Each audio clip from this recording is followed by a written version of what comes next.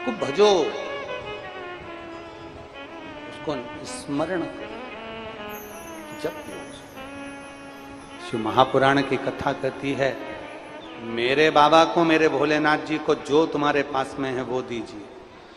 देवराज जैसी गलती मत करना कि चोरी का धन लेकर शिव के मंदिर में चले गया देवराज। हमें नहीं जाना, हमें गलत विचार लेकर, हमें गलत सोच रखकर, गलत दृष्टि रखकर, गलत विचार के साथ कभी भगवान के मंदिर मत जाना। निवेदन है, वो कहते हैं ना, राम राम जपना, जम के बोलो जरा, राम राम जपना, पराया माल अपना। मुख में राम, बगल में छुरी, ऐसा काम करके भगवान के पास ना जाइए। एक तरफ तो मालूम पड़े तुम निंदा करो, बुराई करो, ईर्ष्या करो, गालियां दो, अपशब्द बोलो, ताने दो, दूसरे का बुरा करो, और दूसरी तरफ भगवान की भक्ति करो। उसमें श्रेष्ठता नहीं, उसमें श्रेष्ठता नहीं। अच्छा कर्म करते हो। देवराज चोरी का धन लेकर शंकर जी के मंदिर चले गए, देवराज चोरी का धन लेकर शिव के मंदिर में चले गए। शरीर में ताप पड़ रही थी, बुखार आ रहा था, ठंड लग रही थी, मंदिर में दुबक कर बैठ गए। उनको नहीं मालूम कि यहाँ शिव महापुराण की कथा हो रही है, उनको नहीं मालूम कि शंकर की भक्ति हो रही है। शिव महापुराण की कथा का महत्व क्या है ये देवराज को नहीं मालूम। अगर जानते तो शायद गलती ना करते। देवराज के जीवन में एक बस शिव महापुराण की कथा चल रही थी। कथा चलते चलते जो विप्र था, वो जो ब्राह्मण थे, जो सुंदर आनंद में ब्राह्मण देवता कथा कर रहे थे, संत कथा कर रहे थे, साधुवर कथा कर रहे थे, और चिल्लाकर बीच बीच में हर हर महादेव बोल रहे थे। जैसे ही हर हर महादेव कहते, देवराज को गुस्सा आता, क्योंकि उसके मस्तिष्क में दर्द हो रहा था, उसके सिर में दर्द हो रहा था, शरीर में ताप पड़ रहा था, ठंड लग रही थी, बुखार लग रहा था।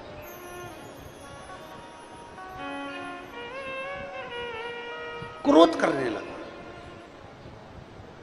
जैसे ही हर हर महादेव कहा तो क्रोध करने लगा, गुस्सा करने लगा। और क्रोध करा। क्रोध कब आता है?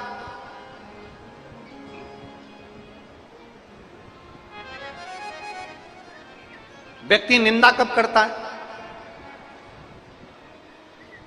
कोई भी कब निंदा करता है? क्रोध कब आता है? निंदा कब करता है व्यक्ति? निंदा कब करता है? शिव महापुराण की कथा कहती है, जैसे चावल की बोरी में चावल भरते जाओ, धान की बोरी में धान भरते जाओ। जब बोरी भरा जाती है, जब बारदान भरा जाता है, जब बोरा भरा जाता है, तो उसमें से चावल नीचे गिरना प्रारंभ हो जाते हैं। धान की बोरी में धान भरो, कोठी में धान भरो, धान जब भरा जाता है तो नीचे झलकने लगता है। पानी भरा जाता है तो पानी झलकने लगता है। शिव महापुराण की कथा कहती है, जब जल भरा गया तो जल झलकता है, भजन भरा जाता है तो भजन झलकता है, चावल भरा जाता है तो चावल झलकता है, धान भरा जाती है तो धान झलकती है। और शिव महापुराण की कथा कहती है, जब अपने भीतर किसी दूसरे के प्रति ईर्ष्या भरा जाती है तो अपने मुख से निंदा झलकना प्रारंभ हो जाती है। अपने मुख से निंदा झलकना प्रारंभ हो जाती है। जब भीतर ईर्ष्या भरा जाती है, कूट कूट कर अंदर किसी दूसरे के प्रति ईर्ष्या भरा जाए, किसी एक व्यक्ति के प्रति ईर्ष्या भरा जाए, तो उसके लिए लोग निंदा करना प्रारंभ कर देते हैं। जब दुनिया के लोग तुम्हें निंदा करते दिखें, समझ लेना उसके अंदर ईर्ष्या भरा गई है, और इतनी भरा गई कि वो झलकना प्रारंभ कर दी है। उसके भीतर अहंकार इतना भरा गया कि वो झलकना प्रारंभ हो गया। चावल भराता, चावल झलकता, जल भराता, जल झलकता, भजन भराता, भजन झलकता। अगर किसी के अंदर सत्संग भरा जाता है, शिव पुराण भरा जाती है, सत्संग भरा जाता है, तो उसके मुख से सत्संग ही निकलता रहता है। यहाँ से जाते जाते भी लोग सत्संग करेंगे, आते आते भी सत्संग करेंगे, कथा चालू नहीं होगी उसके पहले भी भजन करेंगे और उसके बाद भी भजन करेंगे, क्योंकि उनके अंदर वो भरा हुआ है। अहंकार किसी के अंदर भरा गया तो अहंकार झलकेगा। और ईर्ष्या अगर भर गई है तो ईर्ष्या निंदा के रूप में झलकती है। तुरंत आपके अंदर किसी के प्रति ईर्ष्या है तो आप दूसरे की बुराई करना प्रारंभ करोगे, निंदा करना प्रारंभ करोगे, क्योंकि वो झलके। क्रोध कब झलकता? क्रोध कब झलकता है? जब भीतर अहमता आ जाती, अहमता, क्रोध झलक गया। लगा देवराज को क्रोध आ गया। देवराज ने कहा मेरा तो शरीर में कष्ट हो रहा है, मेरे पास इतना धन, इतना वैभव, इतनी सत्ता, ये मुझे जानता क्या है, ये मुझे पहचानता क्या है, क्या जानता है? और क्रोध में आ गया देवराज और वहां से उठकर चले गया बाहर, बेलपत्री के वृक्ष के नीचे जाकर बैठ गया, क्योंकि शरीर में ताप पड़ रहा था, चोरी का धन साथ में था। और इतने में देवराज के प्राण छूट गए। प्राण छूटे, देव अधिदेव महादेव नंदी लेकर आ गए और देवराज को नंदी पर बिठा कर ले गए। नंदी पर बिठा, देवताओं ने पूछा, देवताओं ने पूछा, देवता पूछ रहे हैं, समुद्र बड़ा पड़ा है कि उसमें से हम लोटा भरकर, उसमें से लोटे में से भी एक अंश मात्र हम भगवान के लिए निकाल पा रहे हैं। अपार समुद्र है कथाएं, हरि अनंत, हरि कथा अनंत। ना जाने कितनी कथाएं हैं, कितना विस्तार है, कितना वर्णन है, कितना हम श्रवण करते हैं। आज जो शिव महापुराण की कथा उमा महेश, शिव महापुराण की कथा मां गंगाई के पवित्र चरणों में गंडई छत्तीसगढ़ में होने जा रही है। इसको हमने महाभारत के अनुशासन पर्व में से दान धर्म पर्व के सुंदर 145वें अध्याय से लेकर इस पवित्र कथा का सुंदर वाचन कर रहे हैं।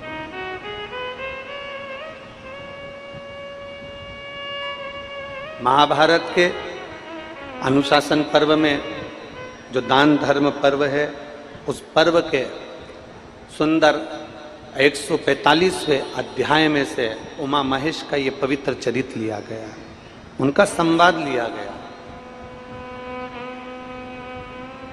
और माता उमा अपने भगवान देवादिदेव महादेव से, भगवान महेश से क्या क्या कह रही हैं।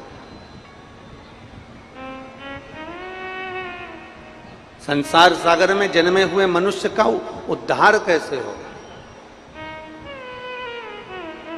संसार में जन्म लेने वाला मानव परमात्मा को कैसे प्राप्त कर सकता है, संसार में जन्म लेने वाला मानव किस तरह से परमात्मा की अविरल भक्ति को प्राप्त कर सकता है। ये उमा और महेश का संवाद है जो महाभारत के अनुशासन पर्व में से लिया गया। अपनी जीवन की एक सलाखा को, अपने जीवन के एक आनंद को, अपने जीवन के एक अंश को परमात्मा को देने का प्रयास करें। और फिर निवेदन करेंगे आप लोगों से, छत्तीसगढ़िया, जरा जम के बोलो, छत्तीसगढ़िया सबले बढ़िया।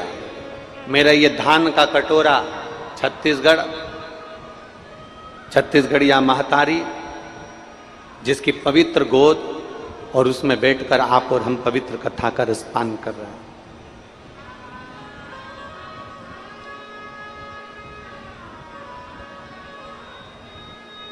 शिव महापुराण की कथा कहती है, बाबा को एक लोटा जल देने के लिए आप जा रहे हो,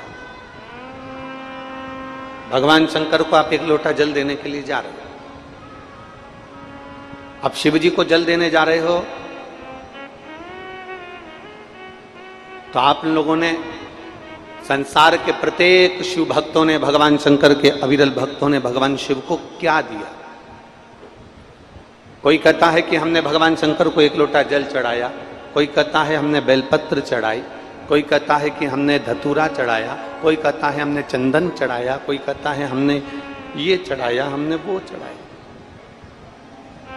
पर शिव महापुराण की कथा कहती है, शिव जी को आप जल चढ़ाने के लिए जा रहे हो, शंकर भगवान को आप बेलपत्र चढ़ाने के लिए जा रहे हो, शंकर भगवान को आप धतूरा चढ़ाने के लिए जा रहे हो, भगवान शंकर के पास आप कुछ ना कुछ विनय करने के लिए जा रहे हो, शिव महापुराण की कथा में आप कथा सुनने के लिए जा रहे हो। तो इतना अंदाजा लगा कर रखें कि हम जो परमात्मा को देते हैं, परमात्मा वो हमको हमारे समय पर, मृत्यु के पहले हमें वापिस लौटा जरूर देता है। हमें वापस लौटाता। हमारा परमात्मा हमको वापस देता ही है, हमें प्रदान करता ही है। अब ईमानदारी से बोलना, तुमने भगवान शंकर को जल चढ़ाया, तुम्हें जल की कामना नहीं। भगवान शंकर को तुमने बेलपत्र चढ़ाई, बेलपत्र की कामना नहीं। तुमने भगवान शंकर को धतूरा चढ़ाया, धतूरे की कामना नहीं। तुमने भगवान शंकर को सबसे ज्यादा जल चढ़ाने में तुम गए, लोटा लेकर, जल लेकर, तुम भगवान शंकर के पास बेलपत्र लेकर गए, तुम भगवान शंकर के पास पुष्प लेकर गए। इस जाने में घर से निकलकर भगवान के मंदिर में पहुंचना, भगवान के मंदिर में बैठना, जल चढ़ाना, कथा सुनना, भगवान की मंदिर में झाड़ू पोछा करना, इसमें कितना समय लगा? किसी का आधा घंटा, किसी का 15 मिनट, किसी का 20 मिनट, किसी का 1 घंटा, किसी का 2 घंटा, किसी का 2.5 घंटा। जितना समय आपने परमात्मा को दिया जल चढ़ाने में, जितना समय आपने भगवान को दिया कथा सुनने में, जितना समय आपने भगवान को दिया बेलपत्र चढ़ाने में, शंकर भगवान क्या करते हैं, क्या देते हैं? शिव महापुराण की कथा कहती है, जब व्यक्ति वेंटिलेटर पर पड़ा होता है, जब व्यक्ति आईसीयू में पड़ा होता है, जब व्यक्ति हॉस्पिटल में पड़ा होता है, तब उसके घर के लोग भगवान से प्रार्थना करते हैं, बाबा इनको थोड़ा सा समय दे दीजिए, बाबा थोड़ा सा समय देकर इनको ठीक कर दीजिए। हम बाबा से ये नहीं कहते कि बाबा इनको कुछ दे दीजिए, हम कहते हैं कि इनको ठीक कर दीजिए, इनको थोड़ा समय और दे दो। बच्चे कुंवारे हैं, बच्चों की शादी नहीं हुई, छोटे बच्चे हैं, बाबा इनको ये तकलीफ है, बाबा इनको ठीक कर दो। अर्थात हम परमात्मा से हम कुछ और नहीं मांग रहे, हम परमात्मा से मांग रहे हैं तो बस बाबा हमने तेरे मंदिर में जो समय दिया, बाबा हमने तेरी कथा में जो समय दिया, बाबा हम तेरी चौखट पर आकर जो 1 लोटा जल समर्पित करे, बाबा हम तेरे मंदिर में आकर जो झाड़ू पोछा करे, बाबा इतनी कृपा करना कि हमारे आने पर कथा सुनने में हम 2.5 घंटा, 3 घंटा, 2 घंटा, हमने जितनी जगह कथा सुनी, हमने जितनी बार जल चढ़ाया, हमारे जल चढ़ाने में जो समय लगा, तेरे मंदिर में आने में जो समय लगा, तेरी कथा सुनने में जो समय लगा, हे मेरे भोलेनाथ, वो सारा समय तू इकट्ठा कर लेना और एक काम करना कि अंत समय प्रभु आना पड़ेगा और वचन दिया तो निभाना पड़ेगा। मेरी छत्तीसगढ़ की जीजियों को और मेरे जीजाओं को, मेरी बेटी और बेटाओं को जो आता है वो साथ में बोलने का प्रयास करा करो और किसी से डर कर नहीं, अलमस्त होकर बोला करो। अंत समय प्रभु वचन दिया तो आए ना आए प्रभु कुटुंब करीला, अंत समय प्रभु वचन दिया तो। हम बाबा से प्रार्थना करें, बाबा हमने आपको जल चढ़ाया, बाबा हमने बेलपत्र चढ़ाया, इतना कृपा करना, हमने आपकी 2 घंटा, 1.5 घंटा, 1 घंटा, 2.5 घंटा, 3 घंटा कथा सुनी, बाबा इतना कृपा करना कि अंत समय में जब मेरी तकलीफ की घड़ी हो, अंत समय में जब मैं दुख की घड़ी में पड़ा हूं, उस समय मेरे बाबा जो समय मैंने आपको दिया है, बस वो समय आप मुझे जरूर प्रदान कर देना। आप भी मेरे दरवाजे पर, आप भी मेरे पास में आकर खड़े हो, आप भी मेरे नजदीक में, आप भी मेरे पास में, आप भी मेरे करीब में आकर खड़े हो जाएं। बहुत है, घर का बुजुर्ग, घर का बड़ा, घर का बयो, घर का वृद्ध, घर का प्रबल अगर साथ में खड़ा हो जाता है ना, तो फिर चिंता नहीं रहती। उसी तरह एक भक्त के साथ अगर मेरा महादेव खड़ा हो जाता है तो चिंता नहीं रहती है, फिर क्या चिंता करना। आज ये गोयल परिवार कथा करवा रहा है, भगवान देवादिदेव महादेव की कृपा से सुनील जी, जितेश जी, ये गोयल परिवार अपने इष्ट मित्रों के साथ मिलकर, परिवार के साथ मिलकर, समाज कुटुंब के साथ मिलकर, पूरे गांव के साथ मिलकर, पूरे गंडई वासियों के साथ मिलकर ये पवित्र कथा का आनंद ले रहे हैं। ये कथा केवल गोयल परिवार की नहीं है, आप इसको गोयल परिवार की कथा ना मानिए। गोयल परिवार को तो मां गंगई ने बिठाया है, कथा तो मेरी मां गंगई की है। कोई इस अंदाजे में मत रहना कि गोयल परिवार कथा करवा रहा है तो हम क्यों पानी पिलवाएं, गोयल परिवार कथा करवा रहा है तो हम क्यों भोजन करवाएं, गोयल परिवार कार्यक्रम कर रहा है तो हम क्यों आगे बढ़कर ये कर। ना ना ना, इस भूल में तो रहना ही नहीं। तुम्हारे घर में कार्य होता ना तो वो तुम्हारा कहलाता, तुम्हारे घर में अगर कुछ हो रहा होता तो वो तुम्हारा कहलाता। ये कथा माँ गंगई की है, माँ गंगई करा रही है और माँ गंगई के प्रांगण में हो रही है, बस वो कराने वाला है, यहाँ कोई दूसरा नहीं करा रहा। ये कथा को हमें अपना समझकर, अपना अनुकूलता मानकर हमें आगे बढ़कर इस कथा को करना है, इस कथा का लाभ लेना है, जितना बन सके जनमानस की सेवा करना है, आए हुए शंकर भक्तों की सेवा करना है। ये शिव भक्त गंडई में बार बार नहीं आते, इनकी सेवा में जितना लग सकते हैं हम उतना लगकर इनकी सेवा का आनंद प्राप्त करें। और मिलता है सच्चा सुख केवल भोलेनाथ तुम्हारे चरण। दुनिया का सारा सुख, दुनिया का सबसे ज्यादा आनंद परमात्मा के चरणों में। आप अंत समय में परमात्मा से कुछ मत मांगो, और कौन मांगता होगा। अच्छा चलो एक ईमानदारी की बात बताओ, मेरी छत्तीसगढ़ की जीजियों, मेरी गंडई की जीजियों और मेरे जीजाओं और मेरी बेटियों और मेरे बेटाओं, जितनी मेरी जीजी जीजा बैठे हैं ना, और जितनी आस्था चैनल पर सुन रहे हैं, जितने फेसबुक और यूट्यूब पर कथा को सुन रहे हैं, उनसे एक बात पूछें, कोई मर रहा हो, किसी के प्राण छूट रहे हो,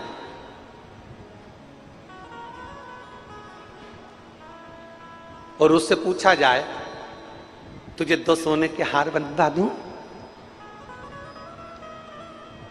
तुझे हाथ की पाटली बनवा दूं, तुझे पांव की पायल बनवा दूं। पत्नी मर रही है, घर का बुजुर्ग मर रहा है, उसके प्राण छूट रहे हैं, कोई जा रहा है, किसी के प्राण जा रहे हैं, बहुत बुजुर्ग व्यक्ति निपट रहा है, जा रहा है, मर रहा है, प्राण छूट रहे हैं, किसी का अंतिम समय चल रहा है, किसी की अंतिम घड़ी चल रही है, और उससे कहा जाए मैं तुझे हार बनवा दूं सोने का, मैं तुझे गुलाब जामुन खिलवा दूं, मैं तुझे रसगुल्ला खिलवा दूं, मैं तुझे समोसा खिलवा दूं, मैं तुझे पानी पूरी खिलवा दूं, तो मरने वाला कहेगा मुझे इन सब चीजों की जरूरत नहीं है, मैं तुझे अच्छे कपड़े पहना दूं, मुझे कपड़े की भी जरूरत नहीं है, मैं तुझे आभूषण दिला दूं, आभूषणों की भी जरूरत नहीं है। मरने वाला कहेगा बस इतनी कृपा कर दो कि मेरी मौत अभी ना हो, ऐसी कृपा करना कि मेरा समय बढ़ा जाए, मेरा समय आगे बढ़ जाए, इतनी कृपा करना। तो फिर परिवार वाले कहेंगे तूने क्या शिव महापुराण की कथा सुनी थी, अपना समय निकालकर तूने भगवान को समय दिया था, अपना समय निकालकर तू क्या भगवान शंकर के मंदिर में लोटा भर के जल चढ़ाने गया था, अपने समय में से भगवान को समय दिया। हमने पहले भी कथा में कहा है, आज फिर कह रहे हैं, तुम्हारी दुकान अच्छी चले तो प्लाट ले लो, तुम्हारी दुकान अच्छी चले तो पत्नी के जेवर बनवा दो, तुम्हारी दुकान अच्छी चले तो बच्चा बच्ची की एफडी बनवा दो, तुम्हारी दुकान अच्छी चले तो फिर कहीं LIC करवा लो, तुम्हारी दुकान अच्छी चले तो जमीन खरीद लो, तुम्हारी नौकरी अच्छी चले तो पत्नी के जेवर बनवाओ, तुम्हारी नौकरी अच्छी चले तो तुम जमीन प्लाट ले लो, तुम्हारी नौकरी अच्छी चले तो तुम जो सामान लेना है वो ले लो, तुम्हारी नौकरी अच्छी चले तो बेटा बेटी को अच्छी एजुकेशन करा दो, तुम्हारी नौकरी अच्छी हो तो बच्चों को पढ़ाओ लिखाओ, बच्चों को अच्छा बनाओ, बच्चों की FD कराओ। तुम्हारी नौकरी अच्छी है, दुकान अच्छी चल रही है, तो चलती दुकान में से, चलती नौकरी में से थोड़ा थोड़ा निकालते जाओ और निकाल कर अपने बच्चों के लिए, अपने परिवार के लिए करते जाओ। उसी तरह जैसे चलती दुकान में से प्लाट ले लो, चलती दुकान में से पत्नी के जेवर बना दो, चलती नौकरी में से पत्नी के जेवर बना दो, चलती नौकरी में से प्लाट दुकान ले लो। उसी तरह जब तक ये श्वास चल रही है तब तक चलते चलते में से भगवान का नाम ले लो, जब तक चल रही है तब तक इसमें से थोड़ा थोड़ा परमात्मा का नाम लेते चले जाओ, थोड़ा थोड़ा भगवान का नाम उच्चारण करते चले जाओ, थोड़ा थोड़ा परमात्मा को समर्पित करते चले जाओ। हम ये कभी नहीं कहते, इस व्यासपीठ ने आज तक ये नहीं कहा कि तुम 24 घंटे मंदिर में जाकर बैठ जाओ, बिल्कुल मत बैठो। इस व्यासपीठ ने कभी नहीं कहा कि तुम 24 घंटे किसी पवित्र नदी के तट पर जाकर बैठ जाओ, मत बैठो।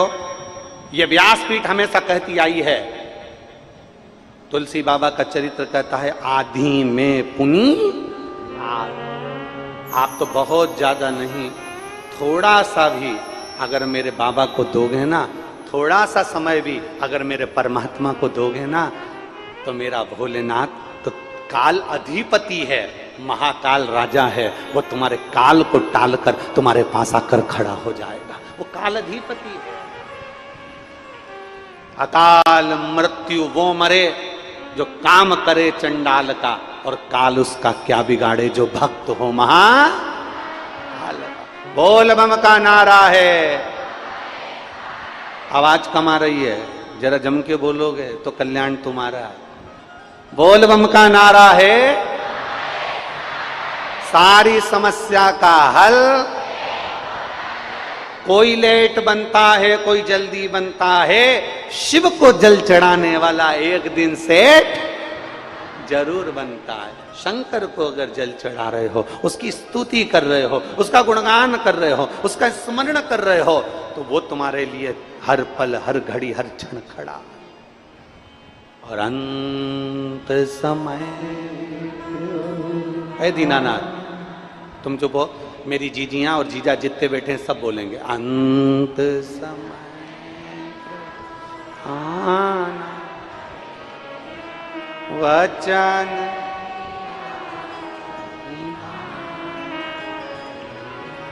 आए ना आए कुटुंब कभी अंत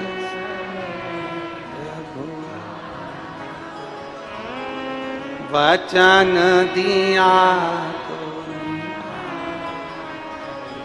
बस वो अंत समय हमें जेवर नहीं चाहिए, अंत समय हमें दौलत नहीं चाहिए, अंत समय हमें कुछ भी नहीं चाहिए, अंत समय ना हमें गुलाब जामुन ना समोसा ना तुम्हें कुछ सामान चाहिए। अंत समय तो केवल इतना चाहिए, बाबा कृपा करना, अंत समय तेरी कृपा बरसा देना। थोड़ी श्वास मिल जाए तो उसमें मैं भगवान आपका गुणगान कर लूं, थोड़ा भजन कर लूं, थोड़ा स्मरण कर लूं, थोड़ा कीर्तन कर लूं, थोड़ा मंत्र जाप कर लूं, थोड़ा नाम जाप कर लूं, थोड़े मंत्र में डूब लूं। इससे ज्यादा कुछ नहीं चाहिए, कुछ भी नहीं।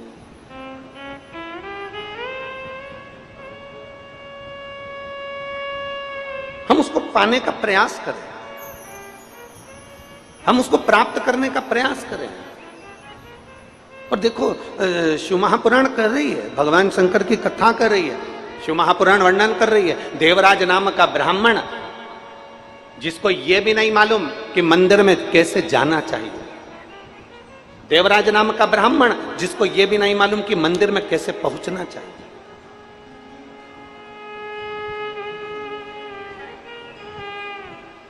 देवराज नाम का ब्राह्मण जिसको नहीं मालूम कि मंदिर में कैसे जाना चाहिए, देवराज नाम का ब्राह्मण जिसको नहीं मालूम कि मंदिर में कैसे पहुंचना चाहिए, देवराज नाम का ब्राह्मण जिसको नहीं मालूम कि मंदिर में बैठकर स्तुति कैसे करना चाहिए, उसको नहीं मालूम था। वो तो अनभिज्ञ था, चोर था, ब्राह्मण कुल में जन्म तो हो गया था पर चोरी से पीछे नहीं हटा, चोरी का धन लेकर मंदिर में पहुंच गया। शिव महापुराण की कथा कहती है मंदिर में कैसे जाना, तो चोरी का धन लेकर नहीं। शिव महापुराण की कथा कहती है, फिर निवेदन कर रहे हैं, जो ओमकारेश्वर बाबा की पवित्र भूमि पर कहा था वो इस गंगई की पवित्र धरा पर कह रहे हैं कि भगवान के मंदिर में चोरी का सामान लेकर नहीं जाना, अर्थात देवराज जैसी गलती मत करो, चोरी का सामान लेकर हमें मंदिर में नहीं जाना, अर्थात किसी दूसरे के बगीचे में से फूल तोड़कर नहीं ले जाना, किसी दूसरे के बगीचे में से पुष्प तोड़कर नहीं ले जाना, चोरी से फूल चुरा कर नहीं ले जाना, अर्थात हमारे घर में जो हो, हमारे घर में फूल है हम फूल देंगे, हमारे घर में पत्ती है हम पत्ती देंगे, हमारे घर में कुछ भी नहीं जल है हम जल देंगे, हमारे घर में बेलपत्र है बेलपत्र देंगे, जल नहीं बेलपत्र नहीं पुष्प नहीं लोटा नहीं, तो बाबा ने हमको जो शरीर दिया है उससे 3 बार हम ताली बजा देंगे। और हम ताली भी नहीं बजा सकते तो बाबा ने हमको मुख दिया है, बोल बम का नारा है, हम बाबा को इतना दे सकते।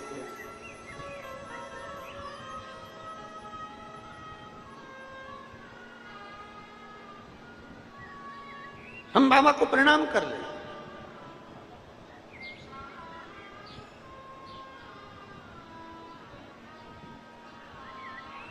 हम बाबा को नमन कर लें। कई माताएं कहती हैं कि भगवान को फूल चढ़ाना जरूरी है, शिव महापुराण की कथा कहती है दूसरे के बगीचे से तोड़कर फूल चढ़ाना श्रेष्ठ नहीं है। कई माताएं कहती हैं भगवान शंकर को बेलपत्र चढ़ाना जरूरी है, हम कहते हैं बेलपत्र चढ़ाओ, मना नहीं है, पर एक निवेदन है, आपने अपनी जिंदगी में बेलपत्री के कितने पेड़ लगाए, आपने अपनी जिंदगी में बेलपत्री के कितने वृक्ष लगाए, पहले वो जरूरी है। इस शरीर से, इन हाथों से, इस मन से, चित्त से, अभी बारिश आए ना, बरसात चालू होए ना, और बारिश जब चालू हो तो एक प्रतिज्ञा करना कि 51 पेड़, 21 पेड़, 11 पेड़, नहीं तो 2 पेड़ या 1 वृक्ष हम बेलपत्री के अवश्य लगाएंगे और वृक्षारोपण अवश्य करेंगे। और नेताओं जैसा वृक्ष नहीं लगाएंगे। नेताओं का वृक्ष लगाना अलग होता है,